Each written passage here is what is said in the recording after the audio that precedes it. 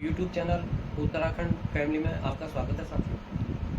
और आज जो है एक विशेष मेरे मन में लगा कि एक विशेष मुद्दे पर मुझे बात करनी चाहिए, ये अपनी बात रखनी चाहिए जो मुझे लगा क्योंकि ये मेरा अपना निजी विचार होगा, इसमें ऐसा कुछ नहीं कि साहब, लेकिन महत्वपूर्ण है, जो मेरे व्यूजर हैं उनके लिए महत्वपूर्ण है और महत्वपूर्ण संदेश भी है और ये सोचने की भी बात है, क्योंकि जो मैं सोच रहा हूँ उसके आधार पर ही मैं चाह रहा हूँ कि आपके साथ डिस्कस किया जाए, ये संबंध में बात की जाए।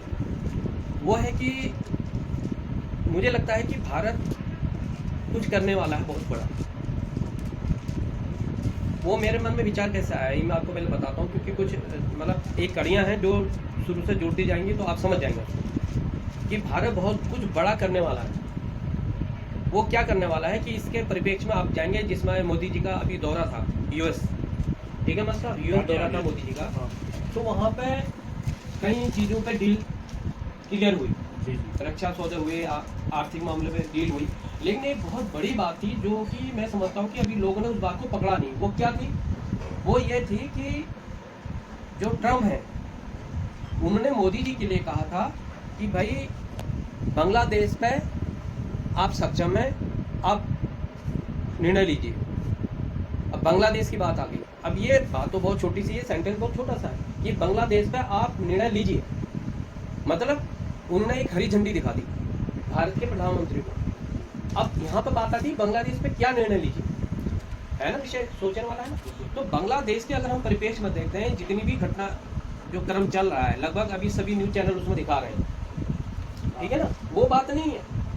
बात क्या है कि जो असली मुद्दा है, जो मुझे लगा कि बांग्लादेश की एक जो है एक भूभाग जो कि खाली 20 और 30 किलोमीटर के बीच का है, जो कि जोड़ किससे करता है, वो ऑफर कर रहा है, जो वहाँ का यूनिस है, वहाँ का जो है वो ऑफर दे रहा है चाइना को कि यहाँ पे आप पोर्ट बनाइए, यहाँ पे अपना स्थापित कीजिए। वो भारत के नज़दीक बॉर्डर में है, उसकी दूरी कितनी को 20 और 30 किलोमीटर। अगर वो क्षेत्र चाइना के पास आ गया तो आप जानिए आज या कल या परसों जब भी होना है, चाइना के साथ ही युद्ध होना है।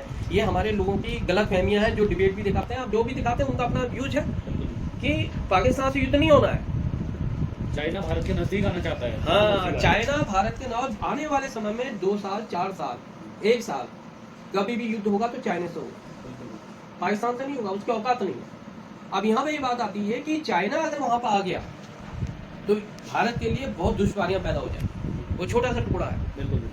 तो मैं समझता हूँ कि ये जो इस समय का फिलहाल की जो वर्तमान परिस्थिति है हमारे देश की, वो ये कहती है कि ये सबसे सही मौका है, गर्म हथौड़े पे चोट मारने बहुत जरूरी है। अगर इस समय भारत ने एक्शन लिया, क्योंकि चाइना घिरा हुआ है, आज के संदर्भ देखेंगे जो टैरिफ युद्ध चल रहा है उसमें चाइना बहुत घिरा हुआ है, बहुत उसको आर्थिक नुकसान होगा, ये होने वाला है, ये बहुत होगा, ये प्रक्रिया चल रही है। तो ऐसे में वो खुद अपनी पोजीशन को क्लियर नहीं कर पा रहा, दबाव में है, तो भारत को चाहिए कि वो हिस्से पे तुरंत कब्जा करे। पीओके की बात करते हैं, पीओके तो क्या है, पीओके दूर की कौड़ी है, पीओके छोड़ो आप, पीओके जो कश्मीर का वो तो बहुत दूर है, लेकिन जो खतरा सामने है वो ये है और ये सालों साल बना रहेगा। अगर चाइना की घुसपैठ होगी, जैसे यूनेस्को को समर्पित करने के चक्कर में कि भाई मैं दे दूंगा भूभाग, तो फिर तो भारत के लिए बहुत दुश्वारियां पैदा हो जाएंगी। वो तो घर पे घुस गया फिर हिंदुस्तान के।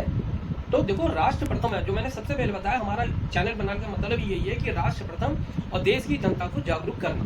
क्यों बात सब गलत है? नहीं, बिल्कुल सही बात। और जियो पॉलिटिक्स कहती है, जियो पॉलिटिक्स के बारे में इतना हम नहीं जानते, लेकिन जो भी थोड़ा बहुत जानते हैं वो ही जानते हैं कि पहले हम सुरक्षित हो, हम का मतलब हमारा देश सुरक्षित रहे। भारत का मुख्य उद्देश्य होना चाहिए कि चाइना को बांग्लादेश से दूर रखे, बांग्लादेश से दूर रखे और बिल्कुल, और बांग्लादेश को अपना हितैषी बनाकर रखे, बिल्कुल उस पर नजर रखे।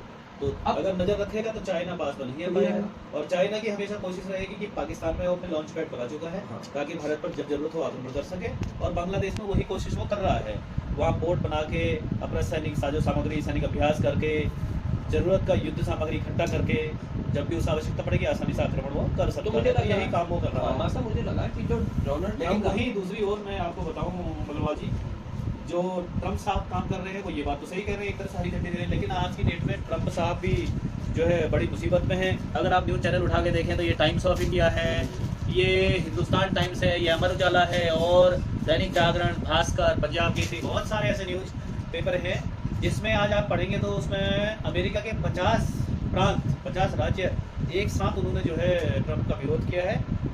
वही टैरिफ की वजह से। तो ट्रम्प की भी दुश्वारियां बढ़ रही हैं और इस मुद्दे को वो नीचे करने के लिए वो भी भारत का सहयोग चाहता है और दूसरी ओर वो रशिया का सहयोग चाहता है।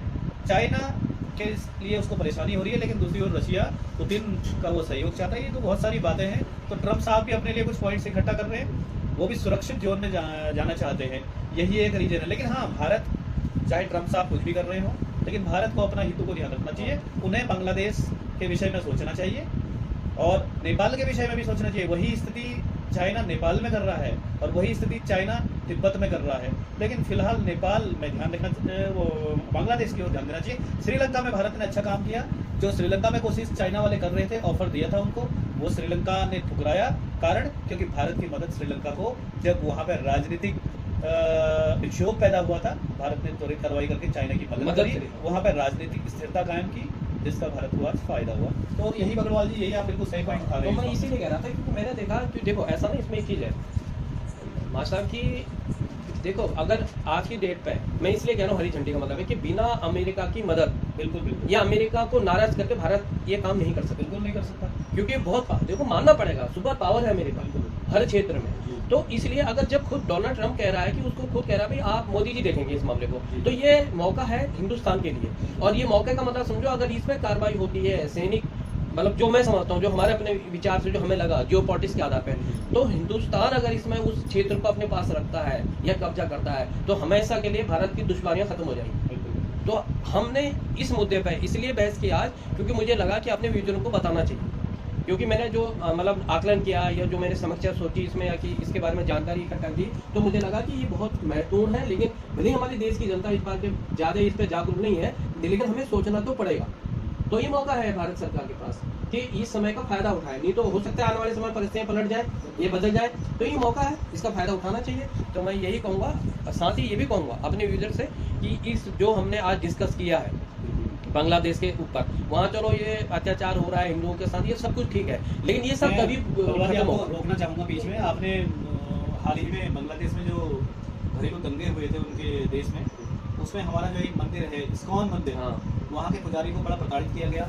आपने समाचार जरूर सुना होगा कि वहाँ के पुजारी को बांग्लादेश में कोई वकील नहीं मिला अपना केस लड़ने के लिए। बिल्कुल सही बात है। वहीं दूसरी ओर अभी जो ब्रिटेन से प्रत्यर्पण करके जिस व्यक्ति को इंडिया में लाए हैं, जिसने आतंकवादी की मदद की थी, उसको एक हिंदू वकील मिल गया है इंडिया में अपने केस लड़ने के लिए। यानी एक मुस्लिम व्यक्ति को इंडिया में अपना केस लड़ने के लिए एक हिंदू वकील मिल गया है। लेकिन हमारे इस्कॉन मंदिर के पुजारी जो बांग्लादेश में हैं, उनको बांग्लादेश में एक वकील नहीं मिला है। तो कितना बड़ा दुर्भाग्य है। इस ओर हालांकि भारत देख रहा है, हमारे जो विदेश मंत्री हैं डॉक्टर एस जयशंकर बड़े ही सक्षम हैं और कूटनीतिक कार्य वो कर रहे हैं।